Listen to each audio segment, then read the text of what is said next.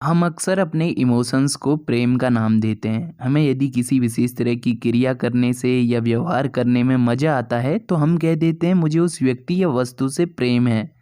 पर क्या प्रेम सिर्फ एक फीलिंग है? क्या जैसे बाकी इमोशन खुश होना, दुखी होना, क्रोध आना, ईर्ष्या होना इत्यादि हमारे जीवन में आते हैं, इसी तरह प्रेम भी एक फीलिंग की तरह होता है जो कभी आता है जीवन में और कभी चला जाता है। इसी को समझेंगे आज हम प्रेम सीखना पड़ता है नामक इस पुस्तक के 9वें अध्याय में और जानेंगे सच्चे प्रेम और भावना में कितना अंतर होता है।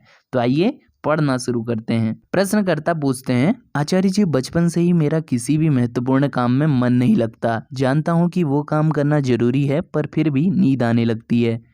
आचार्य जी कहते हैं नींद तो आएगी ही, प्राकृतिक है। भीतर बैठा अहंकार कुछ तो भोगना चाहता है, तो कुछ और ना मिले तो नींद का सुख भोगने में ही उसे बड़ा आनंद आता है। आमतौर पर हम काम ऐसा चुनते हैं जो नींद से भी बदतर होता है। हमें लगता है रात को सिर्फ चोर को या डर और वासना में लिप्त इंसान को ही नींद नहीं आती, लेकिन एक साधक भी तुम्हें दिखाई दे सकता है जो रात भर पुस्तकालय में पुस्तकों का अध्ययन कर रहा हो। कहने का अर्थ है काम ऐसा चुनो जो तुम्हारी नींद भूख को भुला दे, अन्यथा शरीर तो इन चीजों की मांग करेगा ही, लेकिन जीवन में कुछ तो इतना प्यारा हो ना जो नींद को भी अलविदा कह दे। आचार्य जी कहते हैं भावना और प्रेम दोनों में कोई समानता नहीं। भावनाएं इस शरीर से अर्थात मिट्टी से उठती हैं अथवा भाव रासायनिक होते हैं, इसलिए ये शरीर की आवश्यकता के अनुसार बदलते रहते हैं। कभी क्रोध आ गया, कभी कुछ खाने को मन ललचा गया या मन में वासनाएं आ गई। ये सभी फीलिंग्स इस संसार के अंदर की हैं, लेकिन प्रेम संसार से बाहर की चीज है और जिसके जीवन में प्रेम है वहाँ भावनाओं का आकर्षण खत्म हो जाता है, क्योंकि राग और द्वेष दोनों चीजें भावनाओं में होती हैं, लेकिन प्रेम न तो द्वेष जानता है न राग। अगर तुम्हारी चाह है शरीर में अच्छी अच्छी फीलिंग्स आ जाएं तो मार्केट में कई सारे टैबलेट्स और इंजेक्शन आते हैं जो तुरंत तुम्हारे मूड को बदलकर जैसी चाहिए वैसी फीलिंग देने को तैयार रहते हैं।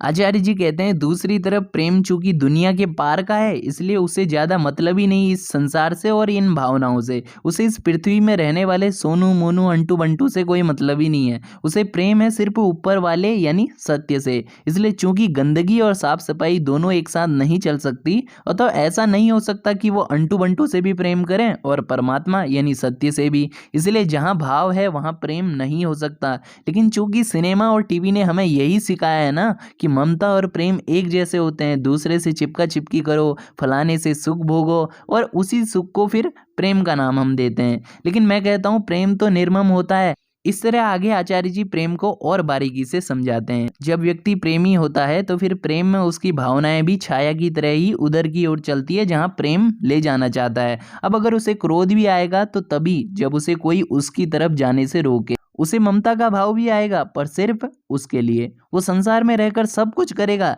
लेकिन लक्ष्य उसका एक रहेगा। वो अच्छे कपड़े भी पहनेगा पर इसलिए नहीं दूसरों को आकर्षित करने के लिए, बल्कि उस तक पहुंचने के लिए। उसी तरह उसके लिए बढ़िया खाने से आशा ही क्या, जो भोजन उस तक पहुंचने के मार्ग तक ले जाए। यानी खाना पीना, घूमना फिरना, उठना बैठना, सब कुछ उसका अन्य सांसारिक लोगों की तरह रहेगा, लेकिन इन सब क्रियाओं के बीच मन के केंद्र में वही रहेगा जिससे प्रेम है। तो इस तरह आचार्य जी अंत में समझाते हैं कि प्रेम और भावना दोनों अलग हैं, लेकिन जीवन में प्रेम है तो वो भावनाएं उसी तरह पीछे पीछे चलती हैं जैसे रेल के डिब्बे इंजन के पीछे चलते हैं। तो साथियों इस तरह आचार्य जी क्या प्रेम एक भावना है, इस विषय पर बहुत सी ऐसी बातें कहते हैं जो आपको सिर्फ पूरा अध्याय पढ़ने पर ही पता चलेंगी। अगर आप इस पुस्तक को घर बैठे आराम से पढ़ना चाहते हैं तो अमेजोन से इसे ऑर्डर कर सकते हैं। साथ ही अगर ये वीडियो पसंद आई है तो वीडियो को लाइक और शेयर करना बिल्कुल मत भूलिएगा।